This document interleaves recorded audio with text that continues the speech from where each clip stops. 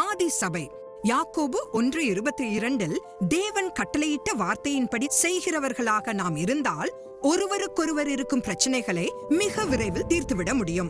ஆரம்ப அப்போஸ்தல சபையை போலவே நாமும் மற்றவர்களுக்கு ஒரு நம்பிக்கையின் சுடராக மாற முடியும். அப்போஸ்தலர் 2வது அதிகாரம் 44-47 வசனங்களை வாசித்து பாருங்கள்.